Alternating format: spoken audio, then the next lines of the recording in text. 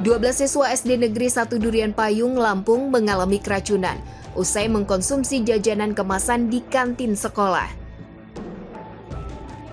Belasan siswa SD mengaku merasakan sakit perut dan mual usai membeli jajanan mirip sosis. Kepala sekolah menjelaskan keracunan belasan siswa SD terjadi saat jam istirahat. Belasan siswa yang mengalami keracunan langsung dilarikan ke rumah sakit.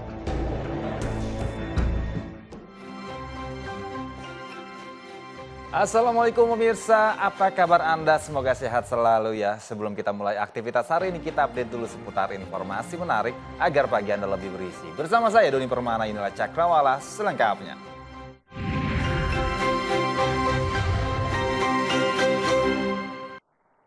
Pemirsa, anak berusia 4 tahun meninggal dunia setelah menjadi korban tabrak lari di Balikpapan, Kalimantan Timur. Bocah itu terseret di bawah mobil hingga 600 meter.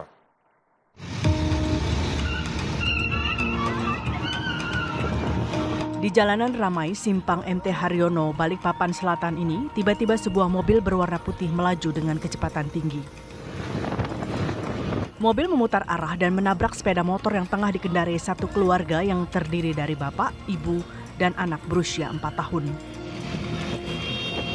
Saat mobil menabrak motor dengan kecepatan tinggi, sang anak terseret mobil sejauh 600 meter. Polisi dan warga berupaya menghentikan mobil itu namun tak berhasil hingga tubuh sang anak jatuh di tengah jalan raya. Sopir mobil itu pun dihajar massa yang kesal dengan aksinya. Ternyata sang sopir merupakan pelaku pencurian mobil yang mencoba kabur dari kejaran polisi. LBDS ini ada kendaraan roda 2 yang berboncengan bapak ibu serta anaknya sehingga tertabraklah oleh mobil Daihatsu Xenia yang memang merupakan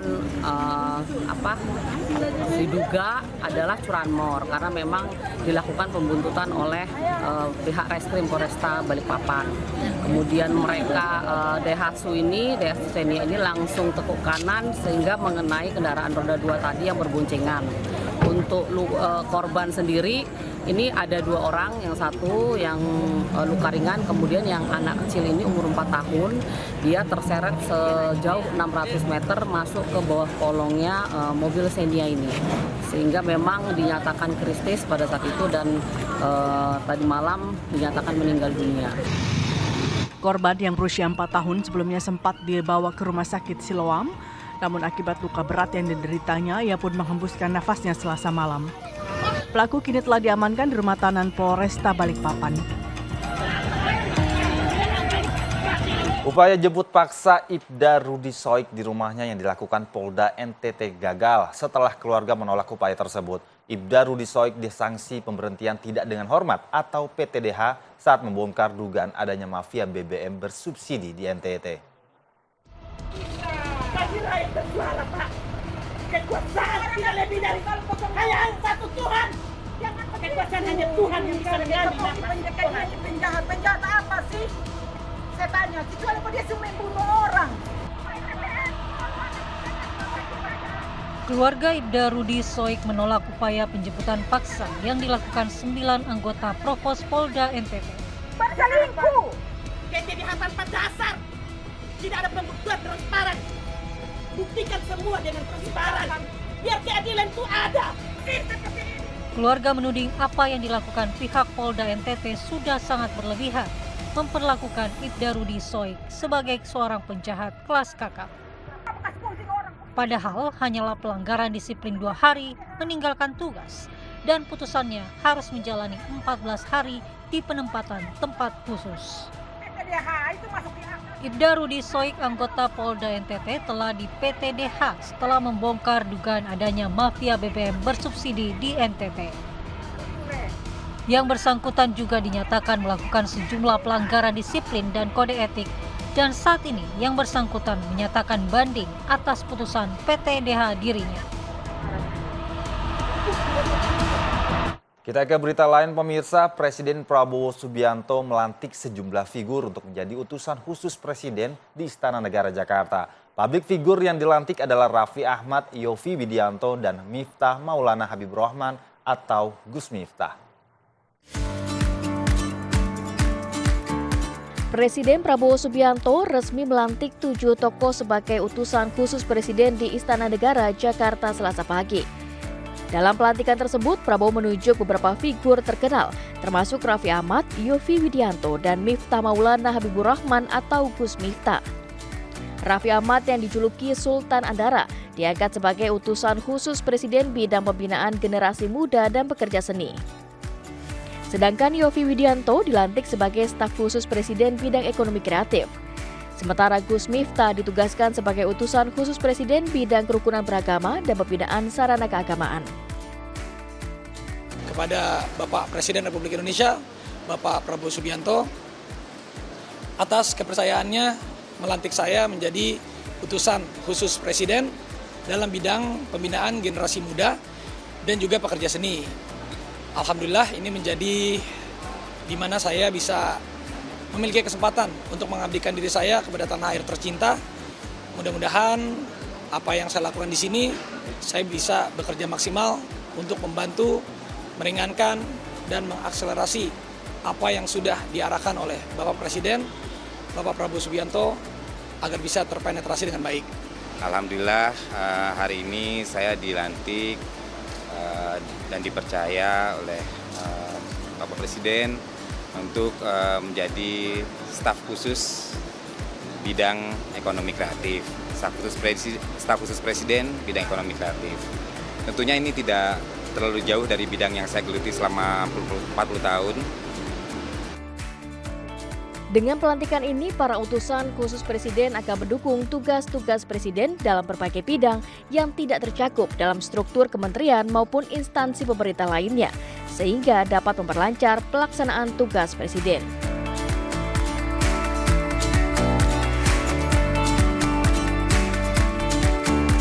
Presiden Prabowo Subianto melantik 7 penasihat khusus Presiden pada Selasa pagi kemarin. Ketujuh penasihat khusus Presiden merupakan tokoh yang berasal dari berbagai latar belakang.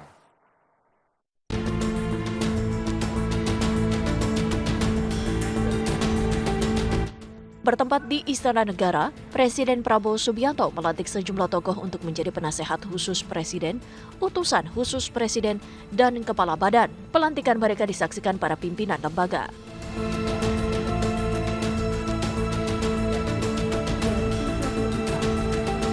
Tujuh orang tokoh ditunjuk Presiden Prabowo Subianto sebagai penasehat khusus. Pengangkatan ketujuh penasehat khusus ini tertuang dalam Keputusan Presiden Nomor 140 garis miring P tahun 2024. Ketujuh penasehat khusus Presiden ini adalah Wiranto, penasehat urusan politik dan keamanan; Dudung Abdurrahman, penasehat urusan pertahanan nasional; Luhut Binsar Panjaitan, penasehat urusan digitalisasi dan teknologi pemerintahan; Muhajir Effendi, penasehat untuk urusan haji; Purnomo Yusgiantoro, penasehat urusan energi; Bambang Permadi Sumantri Brojonegoro, penasehat urusan ekonomi; dan Terawan Agus Putranto, penasehat urusan kesehatan nasional. Para penasehat khusus Presiden membacakan sumpah jabatan bersama dengan para kepala badan dan para utusan khusus Presiden.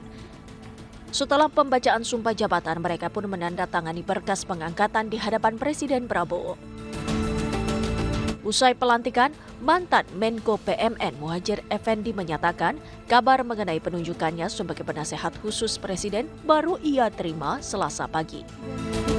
Tadi pagi tadi beritahu kalau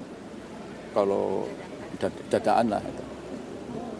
Karena itu ya belum, nanti akan saya konsep dulu lah panunya. Ya. Dalam bertugas nantinya, para penasehat khusus ini akan berkoordinasi langsung kepada Presiden. Prabowo Subianto dalam pidato pelantikannya sebagai Presiden Republik Indonesia 20 Oktober lalu menyebutkan beberapa poin yang digarisbawahi untuk program kerja Kabinet Merah Putih. Ada 8 program yang menjadi unggulan dan difokuskan untuk segera direalisasikan. Lantas program yang mana yang paling mungkin dan paling cepat dirasakan manfaatnya oleh masyarakat? Kabinet Merah Putih yang dilantik pada Senin 21 Oktober 2024 di bawah kepemimpinan Presiden Prabowo Subianto memiliki tugas mewujudkan 8 program prioritas. Ini merupakan program hasil terbaik cepat yang ditargetkan dalam 100 hari kerja dan berdampak langsung pada masyarakat. Program ini juga disebutkan dalam pidato pelantikan Prabowo sebagai presiden pada 20 Oktober. Di antara 8 program unggulan di 100 hari kerja itu adalah makan siang dan susu gratis di sekolah dan pesantren, membangun sekolah unggulan di setiap kabupaten. Tak hanya persoalan makan dan pangan, 8 program itu juga menyasar lebih luas, termasuk pemeriksaan kesehatan gratis, meningkatkan produktivitas lahan pertanian, penambahan kartu kesejahteraan sosial dan kartu usaha, hingga menaikkan gaji aparatur sipil negara seperti dosen, guru, TNI, Polri, termasuk melanjutkan program bantuan langsung tunai atau BLT. Terlalu banyak anak-anak kita yang berangkat sekolah tidak makan pagi. Terlalu banyak anak-anak kita yang tidak punya pakaian untuk berangkat sekolah. Saudara-saudara sekalian, kita sebagai pemimpin politik, jangan kita terlalu senang melihat angka-angka statistik yang membuat kita terlalu cepat gembira, terlalu cepat puas, padahal kita belum melihat gambaran sepenuhnya. Apakah kita sadar bahwa kemiskinan di Indonesia masih terlalu besar? Apakah kita sadar bahwa rakyat kita dan anak-anak kita banyak yang kurang gizi? Banyak rakyat kita yang tidak dapat pekerjaan yang baik. Banyak sekolah-sekolah kita yang tidak terurus. Saudara-saudara sekalian, kita harus berani melihat ini semua. Dari sekian banyak program besutan Prabowo untuk 100 hari kerja Kabinet Merah Putih ini, tampaknya Prabowo berfokus pada pengentasan kelaparan dan akses pendidikan. Lantas, bagaimana upaya para menteri pembantu Prabowo di Kabinet Merah Putih untuk merealisasikan program yang ada agar bergulir dengan cepat, serta langsung dirasakan manfaatnya oleh masyarakat dalam 100 hari kerja Kabinet? Pemirsa, debat perdana calon kepala daerah yang digelar oleh KPU Kabupaten Bojonegoro, Jawa Timur berakhir ricuh. Kericuhan membuat debat pilkada calon wakil Bupati Bojonegoro dihentikan.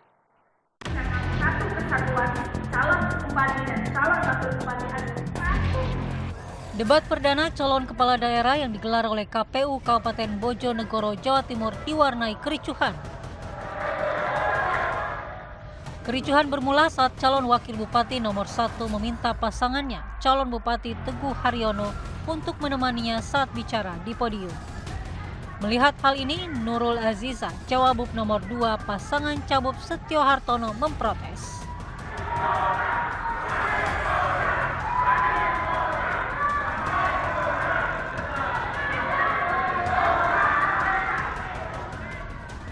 Sementara sesuai kesepakatan sebelum dilaksanakan, pihak KPU melakukan sesi debat perdana hanya calon wakil bupati.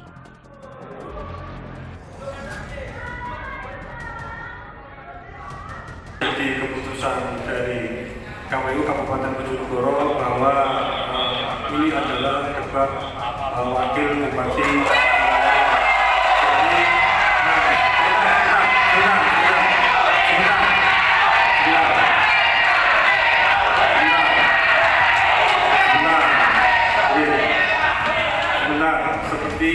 Yang kami sampaikan kemarin, kalaupun misalkan dianggap acara pada hari ini terkait dengan model debat, kami persilakan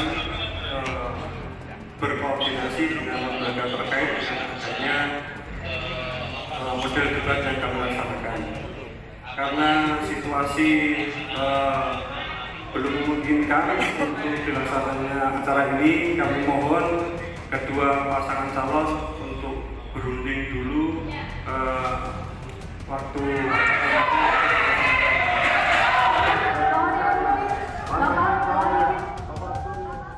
Aksi protes juga dilakukan oleh tim kemenangan Cawagup nomor 2 ke KPU.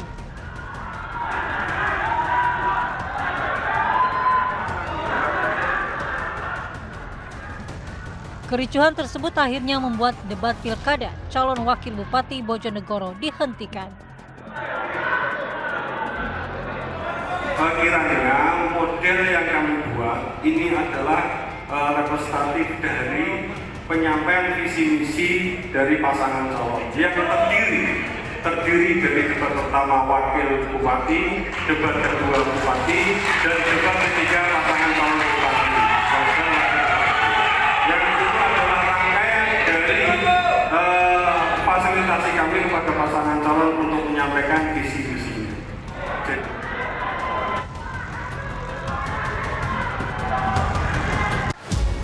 Garuda Muda siap beri kejutan pada laga melawan tuan rumah Kuwait. Selengkapnya sesaat lagi tetap di Cakrawala.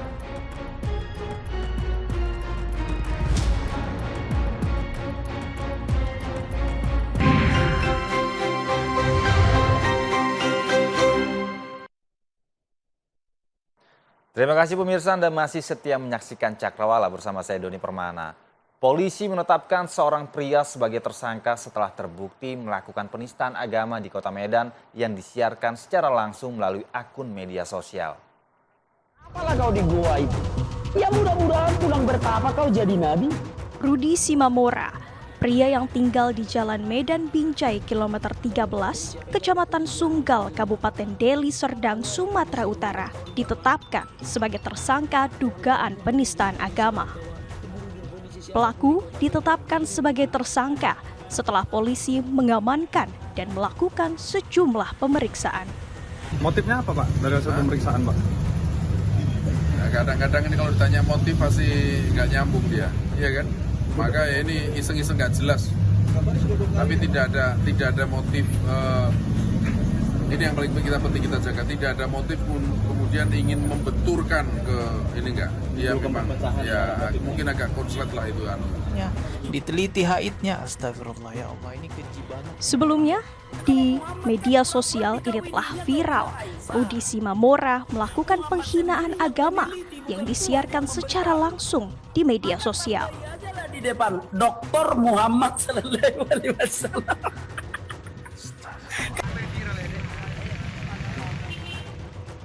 Ulah pelaku menyebabkan keresahan dan membuat ratusan warga mendatangi rumah pelaku yang meminta polisi segera menangkap pelaku.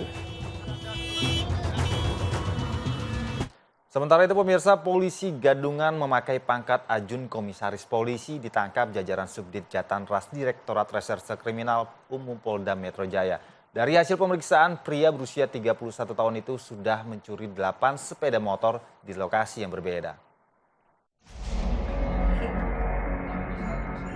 Aksi polisi gabungan ini terekam kamera pengawas atau CCTV di Stasiun Tanah Abang, Jakarta Pusat. Pelaku ditangkap di Stasiun Klender, Jakarta Timur saat sedang mencari target. Modus yang dilakukan pelaku adalah mengaku sebagai anggota Subdit Jatanras Ditreskrimum Polda Metro Jaya dan meminta diantarkan pengemudi ojol ke lokasi tertentu. Di suatu tempat sepi, pelaku kemudian meminjam motor dengan alasan membeli makanan dan kemudian membawa kabur motor korban. Dari hasil pemeriksaan, pria berusia 31 tahun itu mencuri 8 sepeda motor di lokasi berbeda. Dan pelaku merupakan residivis kasus yang sama pada tahun 2018 lalu. Pemirsa, Wakil Presiden Gibran Rakabuming Raka mendatangi SDN 03 Menteng, Jakarta Pusat untuk meninjau uji coba program makan bergizi gratis.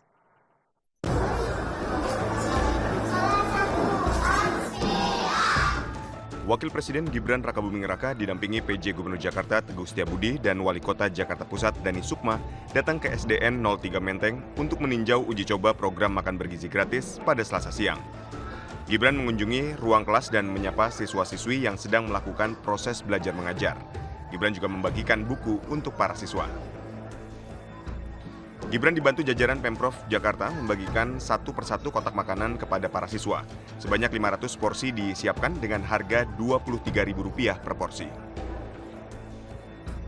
Hari ini ada sebanyak 500 siswa dan tenaga pendidik menerima makan siang bergizi gratis yang disediakan oleh catering Jakarta Torsindo dengan harga paket Rp23.000 per paket, dan setiap paket berisi nasi putih, kemudian daging ayam, telur dadar, capcay, dan buah. Dengan kandungan gizi yang tentu saja sudah disesuaikan. Program makan bergizi gratis akan dimulai pada awal tahun 2025 dengan anggaran mencapai 71 triliun rupiah.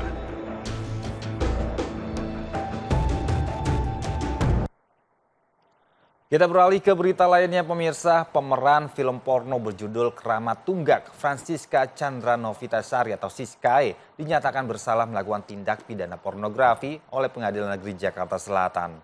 Siskae dijatuhi hukuman 1 tahun penjara dan denda sebesar 500 juta rupiah. Sehat Kak Siska. Sehat. Gimana Kak, nih jelang sidang Kak sama Kak Firly? Deg-degan dong. Sidang putusan yang dipimpin oleh Hakim Tunggal Sri Rejeki Marsinta digelar di ruang sidang 4 Pengadilan Negeri Jakarta Selatan Senin petang terhadap para pemeran film berjudul Keramat Tunggak, rumah produksi film porno kelas bintang. Francisca Chandra Novitasari atau Siskae terbukti bersalah melakukan tindak pidana pornografi dan divonis selama 1 tahun kurungan penjara, subsidiar 1 bulan. Hakim Tunggal Sri Rejeki Marsinta dalam amar putusannya menyatakan menjatuhkan pidana terhadap para terdakwa dengan masing-masing penjara 1 tahun. Siskae dinyatakan bersalah melanggar pasal 8 Junto pasal 34 Undang-Undang Nomor 44 Tahun 2008 tentang pornografi. Hakim menyatakan tidak ada alasan maaf ataupun pembenaran atas perbuatan yang dilakukan Siskae. Hakim menyebutkan Siskae harus mempertanggungjawabkan perbuatannya. Kuasa hukum Siskae, Gading Simanjuntak, mengatakan dengan putusan yang diberikan oleh Hakim Tunggal Pengadilan Negeri Jakarta Selatan akan melakukan koordinasi terhadap kliennya. Adapun vonis ini lebih ringan dari tuntutan jaksa, yakni 2,5 tahun penjara. Untuk itu diskusi sama penasihat hukum saya terlebih dahulu begitu. Bersyukur banget, amat sangat bersyukur. Saya juga menyampaikan banyak terima kasih kepada teman-teman yang masih selalu support saya dan teman-teman di sini. Saya juga menyampaikan terima kasih terhadap penasihat hukum saya. Saya juga memohon maaf untuk orang-orang di luar sana atau teman-teman di luar sana. Dalam perkara pidana pornografi ini, polisi menetapkan 12 orang pemeran film porno sebagai tersangka. Mereka adalah pemeran utama wanita dan pria hingga pelaku yang merangkap menjadi pemeran sekaligus kru film porno. Ya pemirsa, bagi Anda pecinta menu pasta di Bandung, Jawa Barat, ada spaghetti hitam bertema Halloween. Taburan udang yang nikmat berpadu dengan bumbu yang lezat menciptakan rasa berbeda saat Anda menyantapnya.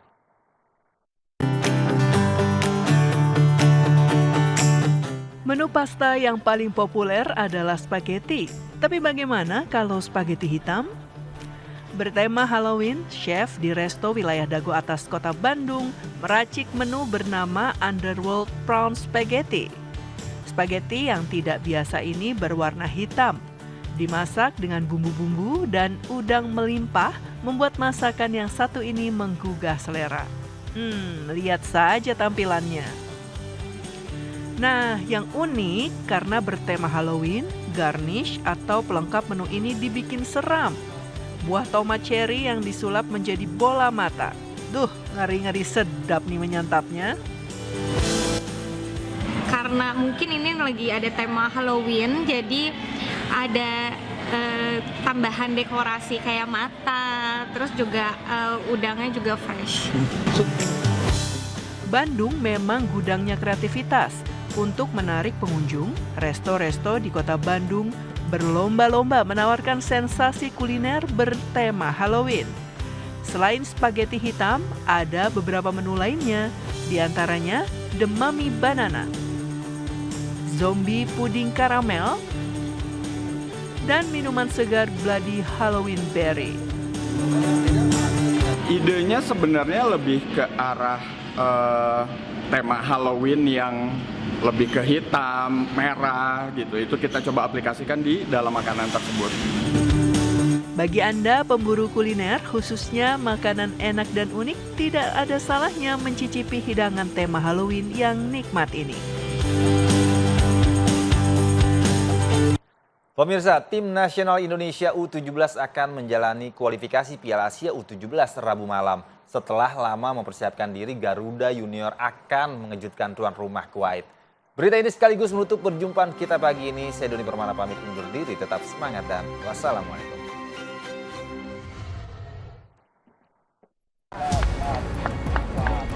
Persiapan dengan intensitas tinggi terus dilakukan tim Indonesia U17. Mereka akan menjalani laga di babak kualifikasi Piala Asia U17 yang merupakan ajang terbesar mereka di tahun ini. Indonesia remaja tergabung di dalam grup G, di mana Australia, Kepulauan Mariana Utara, dan tuan rumah Kuwait telah siap menjegal. Kuwait akan menjadi lawan pertama pada Rabu malam nanti. Nova Arianto mengaku telah menyiapkan timnya dengan maksimal, baik secara teknis maupun non-teknis. Belajar dari apa yang dialami oleh timnas senior, Nova meminta anak asuhnya bermain dengan kepala dingin. Untuk antisipasi Kuwait sama dengan apa yang dilakukan di senior. Kita juga tahu lah dengan tim-tim Timur Tengah kita mewaspadai karena selagi Kuwait sebagai tim tuan rumah, dan saya minta pemain harus lebih sabar dalam mengendalikan emosi karena pemain Timur Tengah sering membuat drama-drama ya di lapangan, tapi saya berharap pemain bisa kita sudah belajar dari apa yang di tim senior. Dari 10 grup yang dibentuk, para juara grup akan langsung menembus putaran final di Arab Saudi tahun depan. Selain itu, akan ada 5 runner-up terbaik diberikan tiket tersisa. Terus, ban.